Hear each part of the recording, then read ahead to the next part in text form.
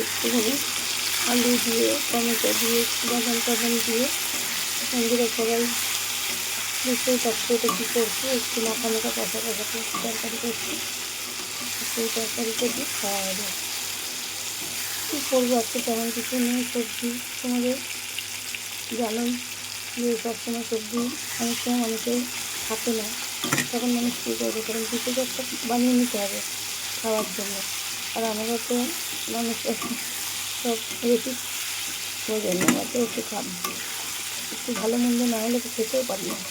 তাই এটাকে ভালো করে তরকারিটা কষিয়ে আলু দিয়েছি, বাদাম দিয়েছি, টমেটো দিয়েছি, মশলা দিয়ে কাঁচা লঙ্কা দিয়ে ভালো করে কষিয়ে একটু জল দিয়ে ঢাকা দিয়ে মোটামুটি হয়ে গেলে তারপরে এটা একটা গরম গরম রুটি দিয়ে খেয়ে নেওয়া যাবে।